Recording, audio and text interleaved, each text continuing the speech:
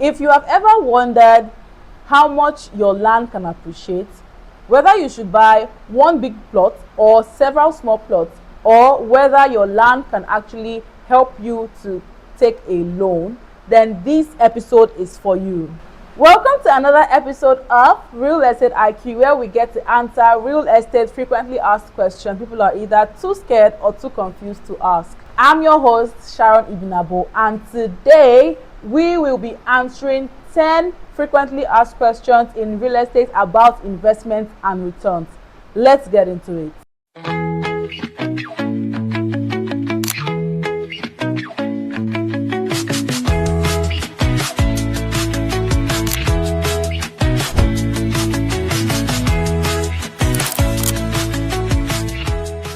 The first question I have on my list today is,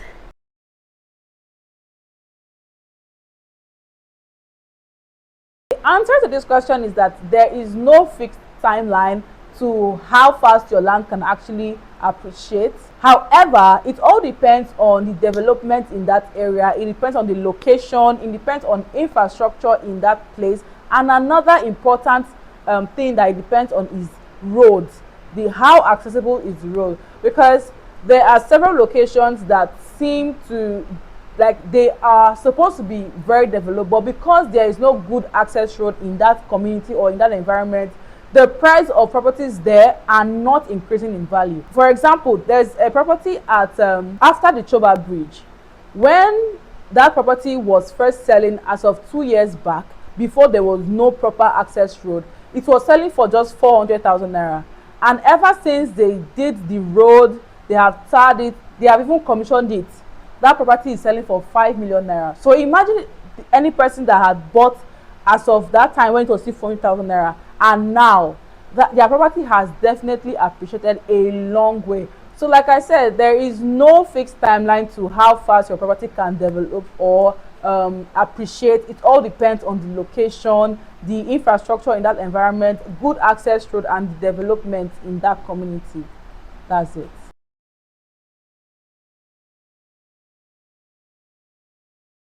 There is no guaranteed ROI or return on investment for land. There is no guaranteed. Unlike some fixed income investments, land doesn't automatically pay you a specific percentage at the end of the year or at the end of the month. No. But over time, when that particular environment where that land is developed, you can sell it. You can resell it for a higher amount of that of your buying price when you first got it. So for example, if you buy a property at 5 million naira and then after maybe a year or 2 years you sell it for 8 million naira, that means you've gained 3 million naira. So there is no fixed ROI when it comes to land. It just depends on how fast that area has developed and how fast the property has increased in value.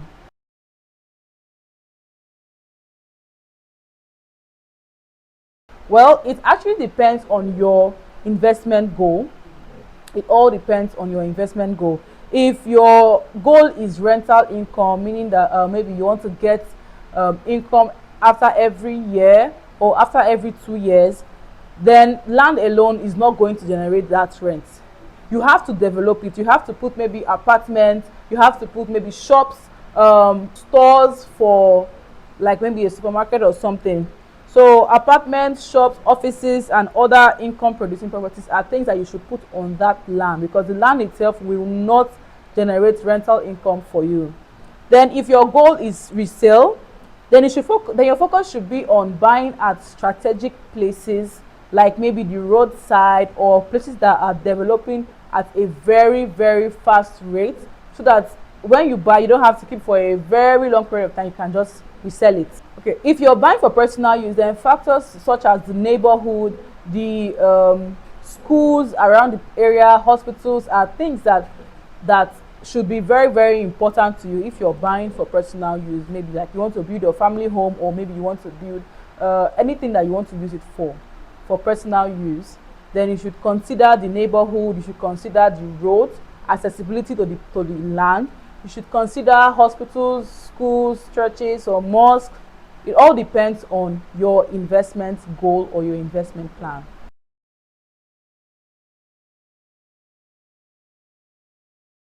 You don't just value land based on what the seller is telling you. You actually value land based on accessibility to the property. That's what I'm talking about. The road, good road is very, very important when you are buying property. You also ask for existing and planned infrastructure. Maybe are there hospitals by government? Are there schools there in that environment? Are there universities?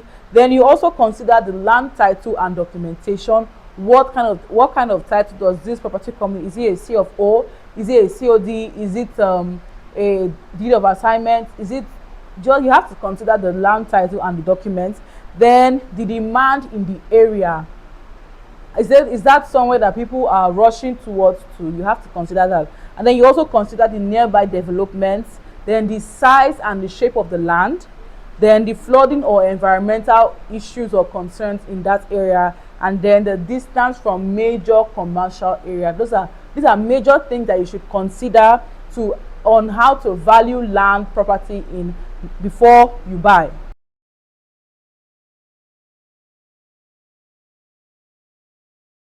So neither option is automatically better. It all depends on your budget, it depends on your strategy and your investment goal. So multiple smaller plots is quite flexible. It can give you flexibility. Then you could sell them individually, keep some, develop some. The one large parcel will give you a much better control for your goal, for your investment goal. And maybe you want to develop something very big, like a very big project. One large plot can actually do that for you. So it all depends on your budget, it depends on your strategy and your investment goal. There is no fixed, there is neither of them is actually automatically better.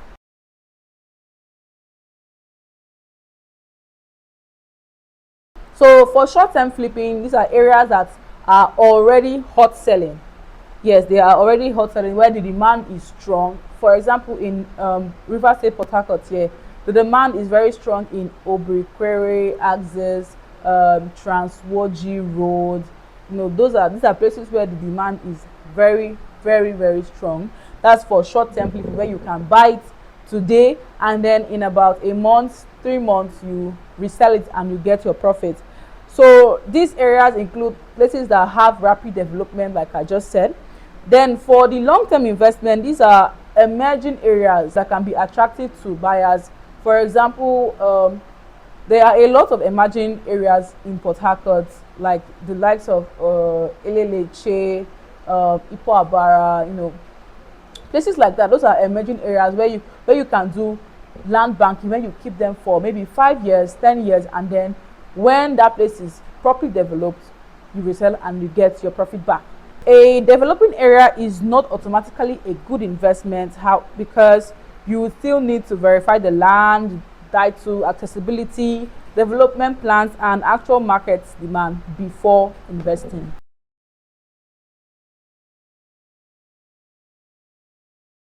So location can have a major effect on rental income. And how does that happen?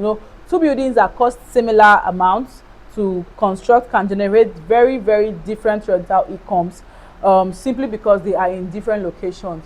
For example, an apartment in GRA and an apartment in let's say Eche or Elele Eche. These are two different locations that are bringing in different amounts, different rental income. Why? Because one place is more developed, is more in demand than the other. So you can also when you're looking at rental incomes, you have to look at infrastructure. For example, places like places around University of Port Harcourt, the students are always looking for apartments to stay outside of campus. So any person who has an apartment building somewhere close to University of Port Harcourt will definitely be getting a lot of rental income compared to somewhere like Eleleche.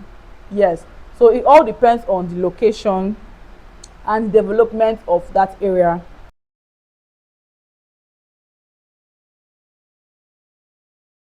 Land or property can potentially be used as collateral for a loan, but it is not automatic.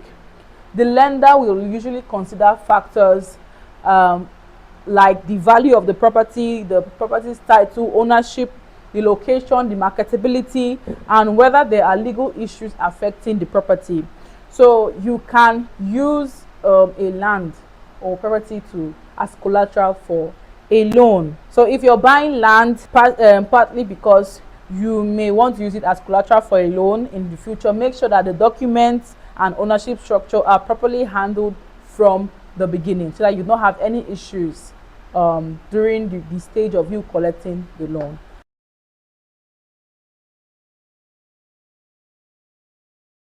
Both can be good investments, but they come with different risks. With estate investment, you may need to investigate or verify the developer, the land, the title, development plans, infrastructure commitment, and whether the promised facilities are actually being delivered. That's it with estate. Then with individual plots, you have to be very careful about the ownership, ownership disputes, family land issues, multiple sales, and encumbrances and fraudulent documentation. So those are the issues that come with getting from individual plots.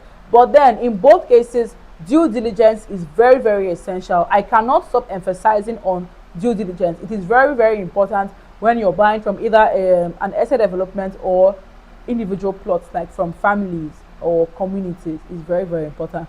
But to save you a lot of stress, it's best you just go with a very credible real estate company, real estate developer, and just get your property stress free. So the final question I have on my list today is: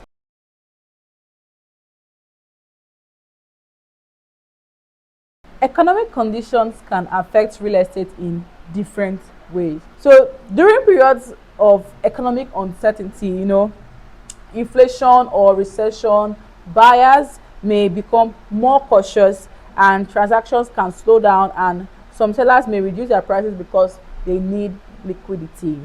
So elections can also create temporary uncertainty, especially when investors are waiting to see what happens with government policies, infrastructure projects, and broader economy. So a good property should still make sense beyond the current economic situation.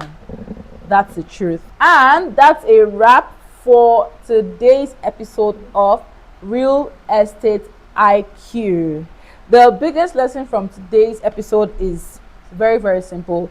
Real estate investment is not just about buying land. It's about buying the right property in the right location and at the right time for the right purpose. So before you buy any land, make sure you verify, do your due diligence, investigate, do your research, verify your documents, and understand your expected return and timeline. So if you found this episode very helpful, then do well to like, share it to someone who would have this kind of questions, and don't forget to subscribe to this YouTube channel for more episodes of Real Estate I.Q. Like this video. If you have more questions, write it in the comment section and we are definitely going to answer it on the next episode. I remain your host, Sharon Ibnabo, and this is Real Estate I.Q. See you on the next episode.